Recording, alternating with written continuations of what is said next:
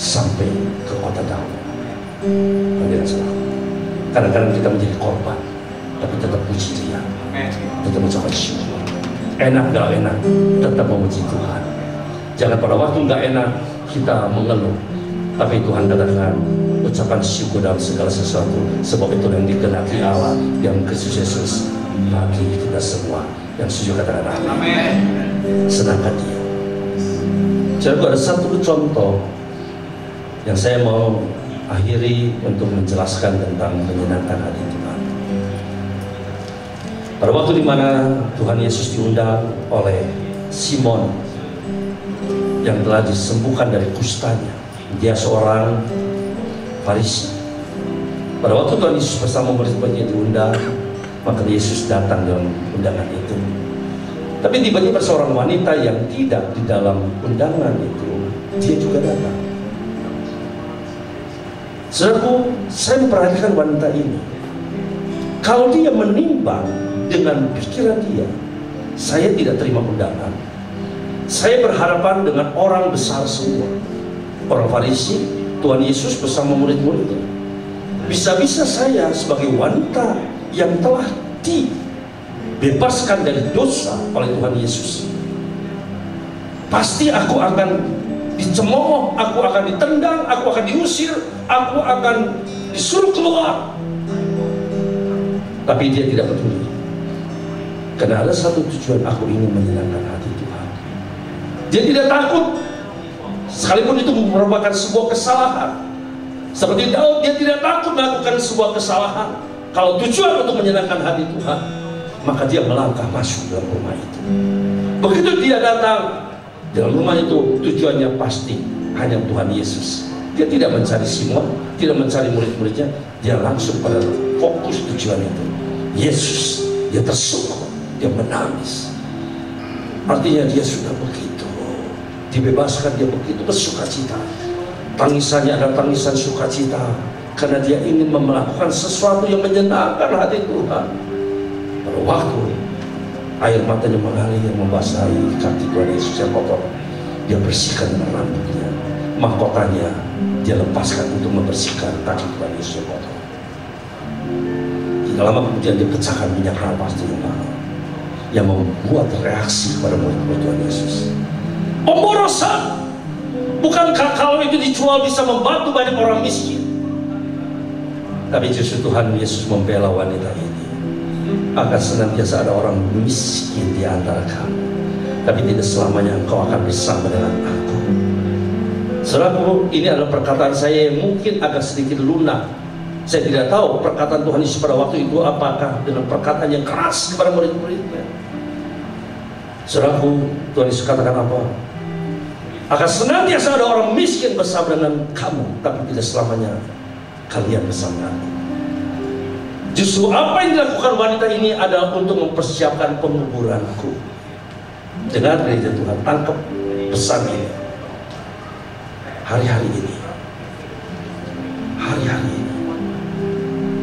Tuhan minta gerejanya adalah gereja yang mempersiapkan diri untuk kedatangan Tuhan Yesus.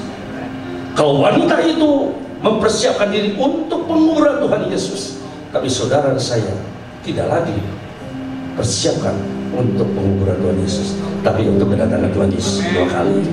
Lakukan itu, senangkan Dia, senangkan Dia. Sekalipun wanita ini dengan segala macam resiko, dia mungkin bisa melakukan sebuah kesalahan menurut pikiran manusia, tapi dengan satu tujuan untuk menyenangkan Tuhan, dia berani melakukannya. Dan apa yang terjadi? Tuhan puji dia. Apa yang Yesus katakan? Di mana saja Injil diberitakan, apa yang diperbuat wanita ini harus diucapkan.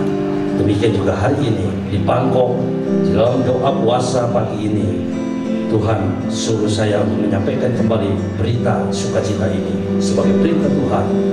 Tiba-tiba wanita berdosa ini yang sudah disembuhkan Tuhan, dipulihkan, dibebaskan Tuhan, diangkat, disejajarkan dengan perintah agung dan amanat agung. Perhatikan saudaraku, setiap kali saudara melangkah untuk melakukan, untuk menyenangkan Tuhan, jangan takut bersalah. Saya memperhatikan pelayanan Paniko. Pak Niko berulang kali dia katakan begini, aku nggak belajar peka-peka, aku nggak peka, tapi aku mau menyenangkan hati Tuhan.